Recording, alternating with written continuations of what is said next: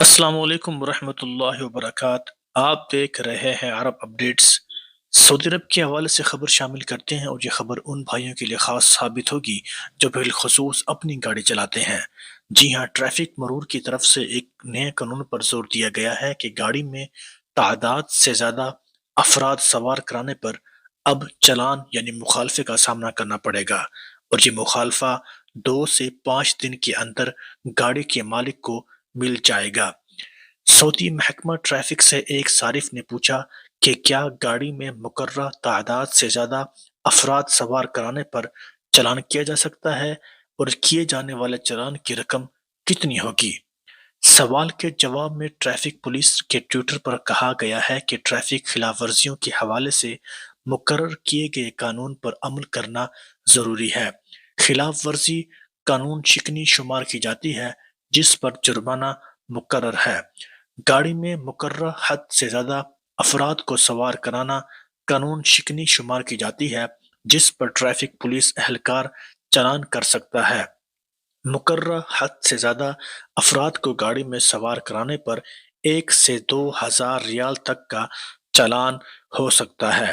گنجائش سے زیادہ سواریوں کے حوالے سے ہونے والے چلان پر ٹریفک پولیس کا کہنا ہے کہ گاڑی میں موجود سیٹوں کی گنجائش سے زیادہ افراد سوار کرانا خطرناک ثابت ہو سکتا ہے۔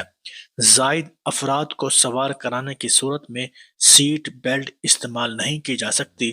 جس طرح فرنٹ سیٹ پر ایک فرد کے سوار ہونے کی گنجائش ہوتی ہے، وہاں 2 افراد نہیں بیٹھ سکتے۔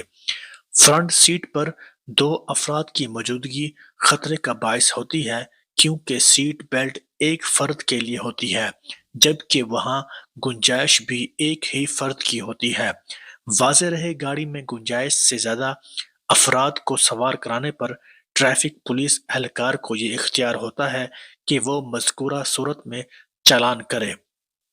گنجائش سے زیادہ افراد سوار کرانے کی صورت میں تعداد کو دیکھتے ہوئے پولیس اہلکار چلان کرنے کا مجاز ہوتا ہے۔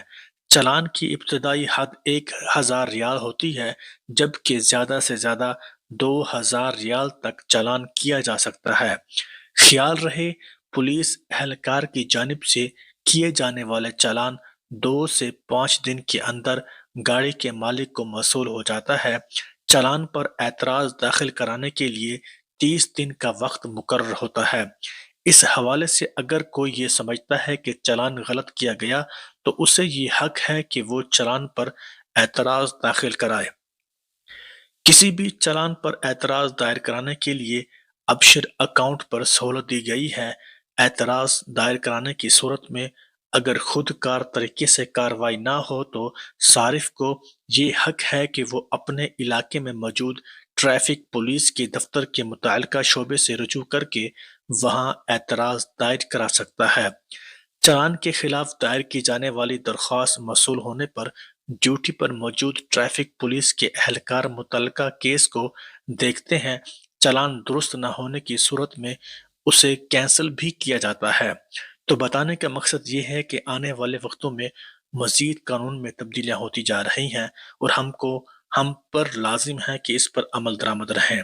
تو اللہ سے دعا ہے کہ اللہ پاک ہم سب کو اپنی حفظ و ایمان میں رکھے۔ تو آج کی اپڈیٹ کے لیے اتنا ہی، دعاؤں میں یاد رکھیے گا۔ السلام علیکم ورحمۃ اللہ وبرکاتہ۔